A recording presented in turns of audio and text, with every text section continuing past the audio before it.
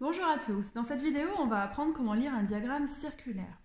Donc un diagramme circulaire c'est un type de représentation de données qui, comme son nom l'indique, a une forme circulaire. On n'appelle pas ça un camembert, c'est un abus de langage, le vrai terme c'est diagramme circulaire. Donc là j'ai choisi un diagramme avec 3 catégories. Vous pouvez, si ça vous aide à comprendre, vous pouvez imaginer que c'est le résultat d'une enquête et on a interrogé un certain nombre de personnes, on leur a demandé leur couleur préférée, donc on a la réponse rouge, bleu et vert.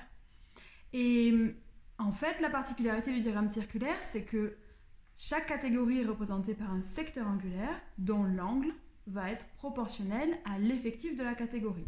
Ça veut dire que si j'ai une catégorie qui a un effectif de 100%, je vais avoir un secteur angulaire plein.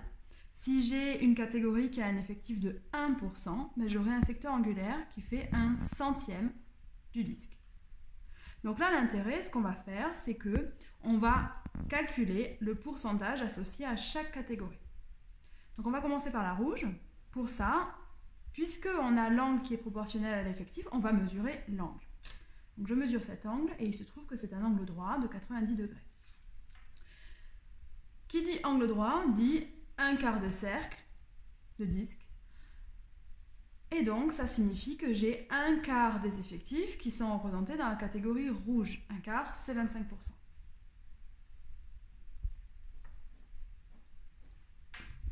Je passe à la catégorie bleue, donc ce sera un petit peu moins simple puisque je n'ai pas un angle droit, il va me falloir faire des calculs. Je commence par mesurer l'angle. Au passage, voici comment on place le rapporteur. On met le centre du rapporteur sur le sommet de l'angle. On aligne un des côtés du rapporteur avec un des côtés de l'angle et on suit la graduation dont le 0 commence là où on l'a placé. On ne va pas lire cette graduation-là, puisque ça correspondrait à cet angle ici. On lit cette graduation intérieure dans mon placement. Donc là, j'ai un angle de 108 degrés. Bon.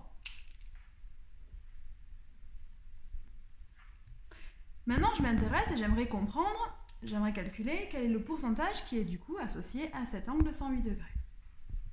Ce que je sais, c'est que l'angle est proportionnel à l'effectif. Si j'avais un angle plein, c'est-à-dire un angle de 360 degrés, ça correspondrait à un effectif de 100%. Là, j'ai un angle de 108 degrés.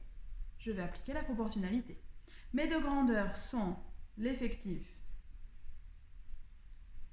en pourcent et l'angle en degrés.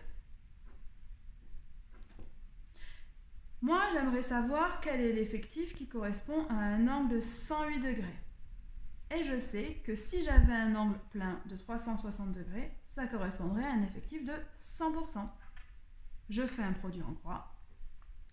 Mon calcul, c'est 108 fois 100 divisé par 360. Je tape mon calcul à la machine et j'obtiens 30. Ce pourcentage-là, associé à cette catégorie, est de 30%. Maintenant, pour le dernier, je pourrais faire un calcul très simple. Je vais vous en parler à la fin. Je vais réitérer cette technique-là pour vérifier si vous avez compris. Je commence par calculer mon angle, par mesurer mon angle, pardon. J'ai un angle de 162 degrés. Je dresse mon tableau de proportionnalité. Mes deux grandeurs sont toujours les mêmes. L'effectif en pourcent et l'angle en degrés. Rappelez-vous qu'on met bien les unités dans la légende et pas dans le tableau. Je cherche l'effectif qui correspond à mon angle de 162 degrés. Je sais que si j'avais un effectif total, ce serait 100% et ça correspondrait à un angle plein, donc de 360 degrés. J'effectue mon calcul de produit en croix. Je fais 162 fois 100 divisé par 360 et à la machine, j'obtiens 45. Cet effectif-là est de 45%.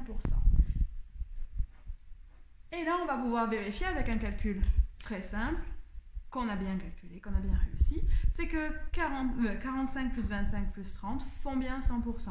C'est comme ça que j'aurais pu en fait m'épargner cette technique-là. J'aurais pu faire 25 plus 30, ça fait 55. Et pour parvenir à 100%, j'aurais fait, il reste 45. Voilà, entraînez-vous bien.